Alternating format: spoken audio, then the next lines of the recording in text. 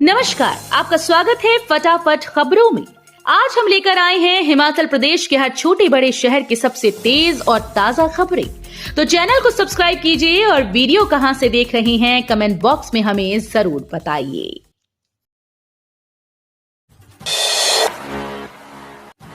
मुख्यमंत्री सुखविंदर सिंह सुक्खू बोले 6 माह में 50 मेगावाट सौर ऊर्जा का होगा दोहन। मुख्यमंत्री सुखविंदर सिंह सुक्खू ने बुधवार को राज्य सचिवालय में ऊर्जा विभाग के वरिष्ठ अधिकारियों की बैठक की समीक्षा करते हुए प्रदेश में सौर ऊर्जा उत्पादन को बढ़ाने की आवश्यकता पर बल दिया। उन्होंने कहा कि ऊना के पेखूबेला में 32 मेगावाट की सौर ऊर्जा परियोजना स्थापित की गई। कुटलैहड़ विधानसभा क्षेत्र में 10 मेगावाट और गगरेट विधानसभा क्षेत्र में 5 मेगावाट की सौर ऊर्जा परियोजनाएं निर्माणाधीन है। प्रदेश आगामी 6 माह में लगभग 50 मेगावाट सौर ऊर्जा का दोहन सुनिश्चित करेगा। उन्होंने अधिकारियों को सौर ऊर्जा परियोजनाओं के कार्य में तेजी लाने और समयबद्ध पूर्ण करने के साथ साथ नई परियोजनाओं के लिए स्थान चिन्हित करने के निर्देश दिए। हिमाचल में ई वाहनों को बढ़ावा देने पर जोर, जगह जगह लगेंगे 97 चार्जिंग प्वाइंट। हिमाचल में ई वाहनों को बढ़ावा देने के लिए राज्य सरकार ई व्हीकल चार्जिंग स्टेशन का नेटवर्क बढ़ा रही है। हिमाचल में अभी तक 23 ई चार्जिंग स्टेशन लग चुके हैं। राज्य सरकार ने इस साल 97 चार्जिंग स्टेशन लगाने का लक्ष्य निर्धारित किया है। 37 चार्जिंग स्टेशन लगवाने के लिए चयनित कंपनीज ने बिजली बोर्ड को पैसा जमा करवा दिया। लाइन बिछाने व कनेक्शन लेने की एवज में ये पैसा जमा करवाना पड़ता है। राज्य सरकार ने हिमाचल प्रदेश पर्यटन विकास निगम के 7 होटल्स में चार्जिंग स्टेशन लगाने के लिए जगह फाइनल कर दी है।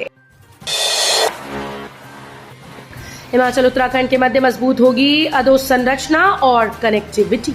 हिमाचल प्रदेश और उत्तराखंड के मध्य अधोसंरचना और कनेक्टिविटी को सुदृढ़ करने के लिए हिमाचल के लोक निर्माण मंत्री विक्रमादित्य सिंह ने बुधवार को देहरादून में उत्तराखंड के मुख्यमंत्री पुष्कर सिंह धामी से भेंट की। इस दौरान कांग्रेस प्रदेश अध्यक्ष प्रतिभा सिंह भी मौजूद रहीं। उन्होंने पुष्कर सिंह धामी को पावटा साहिब के यमुना पुल की मरम्मत और पुनर्वास के दौरान बेरिंग को बदलने के लिए यातायात परिवर्तित करने का सुझाव दिया। उन्होंने कहा कि हिमाचल प्रदेश और उत्तराखंड को जोड़ने के लिए यमुना पुल की बेहद महत्वपूर्ण भूमिका है, लेकिन यातायात की आवाजाही के दौरान पुल पर भारी कंपन की स्थिति बनी रहती है। कैसी होगी किसानों की आय दुगनी जब कृषि विभाग में 50% पद खाली। हिमाचल प्रदेश में किसानों की आय कैसे दुगनी होगी जब कृषि विभाग में एईओ के करीब 50% पद खाली पड़े हैं। इन पदों के खाली होने से किसानों तक सरकारी योजनाओं की जानकारी नहीं पहुंच पा रही। राज्य में कृषि विभाग में कृषि विस्तार अधिकारियों के करीब 978 पद सृजित हैं। इनमें से करीब 470 पद खाली पड़े हैं। अधिक संख्या में कृषि विस्तार अधिकारियों के पद खाली होने के कारण विभाग के कई सेल्स सेंटर में पद रिक्त हैं। ऐसे में कृषि विस्तार अधिकारी को 2 से 3 सेल्स सेंटर का अतिरिक्त कार्य देखना पड़ रहा है। निजी अस्पतालों की बैलेंस शीट जांच रही ईडी फर्जी आयुष्मान कार्ड से करोड़ों के फ्रॉड मामले में ईडी ने निजी अस्पतालों की बैलेंस शीट्स की जांच करेगी। ईडी स्वास्थ्य विभाग के रिकॉर्ड से निजी अस्पतालों की बैलेंस शीट को क्रॉस मैच करेगी। ईडी ने निजी अस्पतालों में छापेमारी के दौरान स्वास्थ्य योजनाओं के कई दस्तावेज जब्त किए। ईडी फर्जी आयुष्मान कार्ड से करोड़ों के फ्रॉड मामले को लेकर आरोपियों से पूछताछ भी करेगी। आरोपियों से ईडी की पूछताछ में फर्जी आयुष्मान कार्ड से करोड़ों के फ्रॉड मामले से जुड़े कई अहम खुलासे हो सकते हैं। मंडी सांसद के बयान पर मंत्री हर्षवर्धन का पलटवार। हिमाचल प्रदेश में सांसद कंगना के 1800 करोड़ रुपए के बयान पर घमासान छिड़ गया। कांग्रेस नेता और सुक्खू के मंत्री कंगना के इस बयान को लेकर कंगना पर तीखे हमले बोल रहे हैं। इंडस्ट्री मिनिस्टर हर्षवर्धन चौहान ने कंगना के बयान को बचकाना बताया। हर्षवर्धन चौहान ने कहा कि कंगना अभी राजनीति में नई नहीं है, भड़काऊ भाषण देना उनकी पुरानी आदत है। वो इस तरह के बयान सनसनी फैलाने के लिए भी देती रही हैं। उन्होंने कहा कि केंद्र से अब तक हिमाचल को केवल वही बजट मिला उसका हक था, चाहे आपदा आती भी नहीं तो भी वो बजट मिलना था।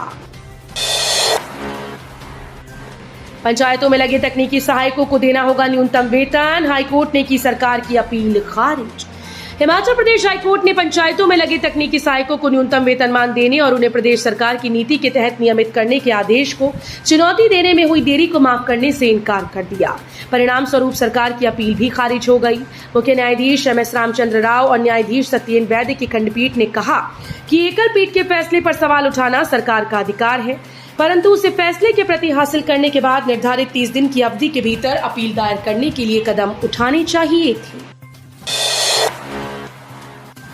विधानसभा समिति सदस्य डिजिटल तरीके से भी बैठकों से जुड़ सकेंगे, स्पीकर ने अधिकारियों को दिए निर्देश।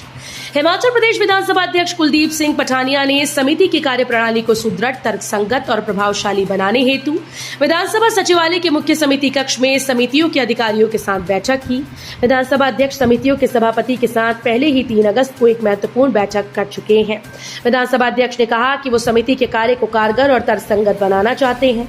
उन्होंने कहा कि समिति के कार्यों में दक्षता और तीव्रता लाने के पक्षधर हैं, जिससे जनहित के कार्य जो लंबित पड़े हैं उन पर संबंधित विभागों से कड़ा संज्ञान लिया जा सके। हर दिन परीक्षा परिणाम जारी करने के सिर्फ बयान आते हैं, परिणाम नहीं। नेता प्रतिपक्ष जयराम ठाकुर ने कहा कि सरकार बयानबाजी से ही काम चलाना चाहती है। हर दिन अखबारों में बयान आते हैं कि जल्दी ही भर्ती के परिणाम घोषित होंगे, नई नौकरी निकाली जाएंगी, लेकिन ये बातें सिर्फ जबानी जमाखट से आगे नहीं बढ़ पाती। हर रोज मुख्यमंत्री या किसी न किसी मंत्री के द्वारा भर्ती परिणामों के जल्दी से जल्दी जारी होने, नई भर्तियां निकाले जाने की खबरें आती हैं, लेकिन कभी परिणाम आने की खबर नहीं आई। सरकार बयानबाजी के आगे नहीं बढ़ पाती।